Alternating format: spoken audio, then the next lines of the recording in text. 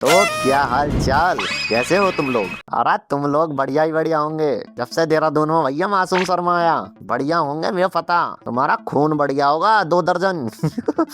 तो केले थोड़ी पैक करवा रहे 2 दर्जन, मतलब कि खून बढ़िया होगा तुम्हारा 2 बोतल भाई साहब हैं। और मासूम शर्मा है और बवाल ना हुए, कुछ ऐसा कभी हो सकता है? नहीं भाई, नहीं हो सकता। तो तुम्हें स्टोरी पता चल गई होगी, नहीं पता चली है तो मैं शॉर्ट में बता देता हूँ। देहरादून में अपने आया था मासूम शर्मा, ठीक भाई। उसके पीछे घूम रहा था एक गैंगस्टर गिदमोस मारने के लिए मासूम शर्मा को। तो भैया उसकी टेंशन की वजह से मासूम शर्मा नहीं सोया पूरी रात, 2 पैग मार लिए उसने एक्स्ट्रा। ठीक है, और फिर उसके बाद जो उसने स्टेज पर गुस्सा उतारा है, ये सुनो तुम। मैं हयात में रुका हुआ था और वो गुंडा मुझे मारने खातिर आया यहीं पे। देहरादून में प्रोग्राम कर रहा हूँ, अगर तेरी गांड में दम है ना,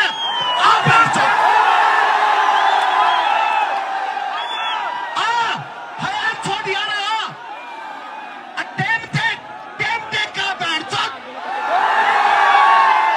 तो भाई इस सब के बाद लोग बाग मान गए बुरा कि भाई इसने शिक्षा के मंदिर में गाली कैसे दे दी। शिक्षा मतलब शिक्षा को उठाओ। मतलब यार कॉलेज में गाली कैसे दे दी? शिक्षा का मंदिर ही तो होता हो। तो कुछ लोग मान गए बुरा कि भाई इसे ऐसा नहीं करना चाहिए था, ठीक है। और कुछ बड़े बड़े लोग भी बुरा मान गए, जैसे कि अपने कर्मा भाई। ये देखो तुम स्टोरी देखो भाई। मैं ऐसा कुछ नहीं है कि मैं मासूम शर्मा का साथ दे रहा हूँ, ऐसा कुछ नहीं है भाई। मैं समझता हूँ मासूम शर्मा की भी गलती थी, ऐसा कुछ नहीं है, मानता हूँ मैं गलती थी उसकी, ठीक। पर सॉरी बोल दिया है उसने। तो वो गुस्सा गलती से वो मेरा स्टेज पे लिकट गया। और अगर किसी भी भाई बहन को किसी की भावनाओं को ठेस पहुंची हो तो मैं क्षमा प्रार्थी हूँ, माफी। उसकी बात भी तो समझा यार तुम। मौत सामने खड़ी है, गांड फटी पड़ी है, ठीक है। तो भाई वो उसे एक्सप्लेन कैसे करेगा स्टेज पे आके गाली देके? ठीक, समझो ना उसकी भावना भी तो समझो तुम। गालियों के द्वारा वो बताना चाह रहा था कि पुंड फाड़ दूंगा ये वो, ठीक है। समझ रहे? जब भाई मौत सामने हो तो गांड फट जाती है छिच्चों की, समझो।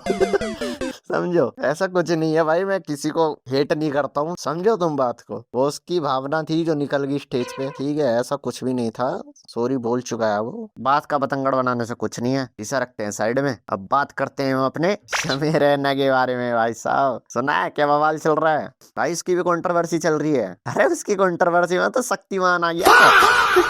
समझ रहे? वही पुराना वाला शक्तिमान। तो बात ऐसी है भाई, उसकी एक नई वीडियो आई है समय रैना की, ठीक है। आप लोगों ने देख ही ली होगी, फिर भी मैं छोटा सा बता देता हूँ। तो उसमें वो बता रहा था कि मेरे साथ क्या क्या हुआ, कैसे हुआ। पूरी वीडियो देख लेना, 1 घंटे की है यार वो, ठीक है। तो उसने बहुत लोगों को उसमें रोस्ट भी करा हल्का फुल्का, ठीक। दीपराग हो गया, रणवीर अलाहाबादिया को तो भाई बहुत गंदा लपेटा उसने, बहुत ही गंदा। और उसके पीछे भाई शक्तिमान ने भी उसकी कंट्रोवर्सी में कुछ कह दिया था, फिर जो समय रैना ने रिप्लाई दिया है, ये देखो तुम। शक्तिमान कह रहा था क्या असर पड़ेगा इनके कंटेंट का बच्चों पे, बच्चों का क्या होगा ये कंटेंट देख के। आई डोंट नो तुम में से कितने लोग शक्तिमान एरा में टीवी देखते थे। हर अगले महीने न्यूज आती थी कोई बच्चा शक्तिमान देख के बिल्डिंग से कूद गया। तूने बच्चे मारे हैं भाई फक फक फक करके, तू क्या मॉरल हाई ग्राउंड लेके बैठा है शक्तिमान। समय भाई का ये रिप्लाई सुन के भाई शक्तिमान भड़क गया। फिर जो भड़का है शक्तिमान, ये देखो तुम। कुत्ते की दुम टेढ़ी की टेढ़ी रहती है, कितने भी उसको घुसा के रख दो एक। अरे शक्तिमान जी ये कैसा घुसाना है? क्या दिखा रहे हो घुसा के? एक्सप्लेन करते हो, गंदे गंदे इशारे कर रहे हो। बच्चे नहीं बिगड़ने के इससे क्या प्रभाव पड़ेगा हमारे बच्चों पे? गलत है शक्तिमान जी, आप ढंग से एक्सप्लेन कीजिए कि घुसाना हमें ना सिखाए। घुमा फिरा के बात नहीं करूंगा। मैं एक ऐसे महाशय की बात कर रहा हूं जिसका नाम समय रैना है, जो फिर से वापस आकर दिखा रहा है कि मेरी देखो दुम वैसी की वैसी है, मैं अभी भी अलाइव हूं, आई एम स्टिल अलाइव। अरे आप अलाइव नहीं, आप अभी भी कुत्ते हैं साहब। नहीं शक्तिमान जी, समय रैना कुत्ता नहीं है, ये पागल कुत्ता। आपके पैर पे काट लगा, छोड़ दूंगा भी नहीं। आपको 14 इंजेक्शन लगेंगे गेंद में।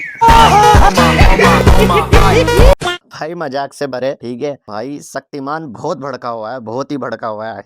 मुकेश खन्ना को इन्वॉल्व किया होता तो शायद फिर भी मेरे को बोलने का हक नहीं होता, कि इतना महान नहीं है वो।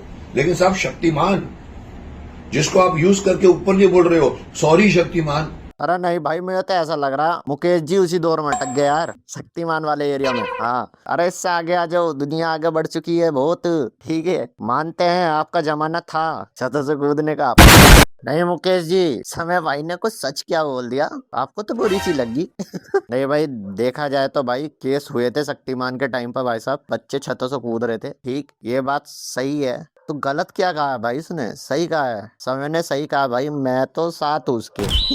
ठीक है, मैं भी पागल कुत्ता हूँ। मैं दूसरी टांग पर काटूंगा इनके। नहीं भाई, मैं मजाक कर रहा हूँ, मैं किसी की साइड नहीं हूँ। ठीक है, मैं हूँ ऑडियंस, मैं हूँ मजे लेने। ठीक है, और तुम भी मजे लेना है, मुझे पता तुम्हारा। अब कलेश देखना ही तो पसंद है यार हमें। आओ अगली वीडियो पे चलते, देखते क्या कह रहे हैं मुकेश जी। और शक्तिमान से कौन लड़ सकता था? अब नहीं लड़ सकते आप शक्तिमान से। अरे नहीं भाई, तुम शक्तिमान से नहीं लड़ सकते। उस टाइम पे शक्तिमान क्या लड़ता था, ये देखो तुम।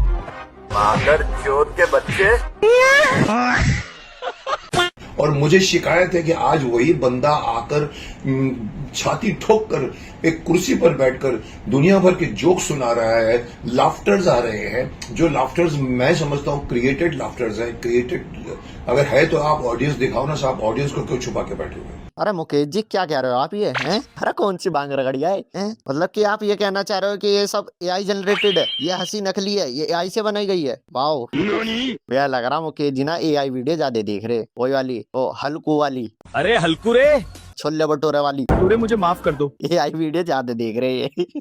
भाई मुझे तो लगा नहीं कि एआई जनरेटेड है सब। ठीक है, और वहाँ पे ऑडियंस थी भाई। ठीक है, वीडियो में दिखाया गया है। ठीक, और मुकेश जी को क्या पता ना दिखी हो, वो काले चश्मा लगा के रखती है ना वो 24 घंटे, तो इसलिए दिखी ना वो ब्लैंक। कि इसको सजा अभी तक नहीं मिली है क्योंकि ये फिर वापस आ गया है। इसको सजा एफआईआर में नहीं मिली थी, इसको पकड़कर गद्दे में बिठाकर, क्या क्या क्या क्या पकड़कर गद्दे में बिठाकर, गद्दे पर? अरे मुकेश जी, कौन सी सजा देना चाह रहे हैं आप इसे गद्दे पर? है मुकेश जी के अरमान तो फूट रहे। बेटा मन में लड्डू फूटा। भाई सजा सुजा का पता नहीं मुझे, पर समय रहने की इज्जत खतरे में है। हाँ भाई, मुकेश जी सजा देना चाह रहे हैं इसे गद्दे पर, और तेल शक्तिमान लाएगा।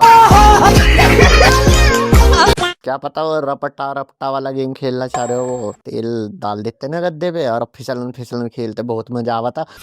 और मुंह काला करके पूरे शहर में भर भर के घुमाना चाहिए शायद आदमी। इतनी डेमोक्रेसी में ताकत होनी चाहिए, इतना ऑनेस्ट डंडा होना चाहिए हमारे देश में। मैं कई बार कहता हूँ डेमोक्रेसी का कई लोग फायदा उठा रहे हैं। कानून नहीं है लेकिन मॉरल तो है, जमीर तो है, देशभक्ति तो है। हमारा देश उस आदमी को ये पकड़ के गधे पे बिठाना चाहिए। नहीं भाई साहब, मुकेश जी अब कुछ ज्यादा कर रहे हैं भाई साहब, बात का बतंगड़ बना दिया इन्होंने। ठीक है, और रही बात देशभक्ति की, भाई आप इतने बड़े देशभक्त हो तो नहीं, आप और चीजों पे भी तो बात उठा सकते हो। आप इतने बड़े देशभक्त हो तो इस सिलेंडर की प्रॉब्लम पे आप कुछ नहीं बोले, एयर रेप हो रहे हैं आप कुछ नहीं बोले। ठीक है, स्टीम फाइल में अपने पॉलिटिशियन के नाम निकल रहे हैं आप कुछ नहीं बोले। बस एक व्यक्ति ने आपके ऊपर जोक क्या मार दिया, ठीक, आप तो बावले से हो गए। नहीं भाई, ऐसा नहीं होता भाई। ठीक है, नहीं मुकेश जी, इन मुद्दे पे भी तो बोलो, आप इन मुद्दों पे तो बोलोगे नहीं, बस इसने आप पे जोक मार दिया, आप ये बोलोगे कि ये तो कुत्ता है, इसने जोक मारा, मेरे पे फांसी चढ़ाओ इसे, है ना? चलो सही है मुकेश जी, इस प्रकार आप कोई जानता नहीं होगा तो जान तो जाएगा कि शक्तिमान कौन है।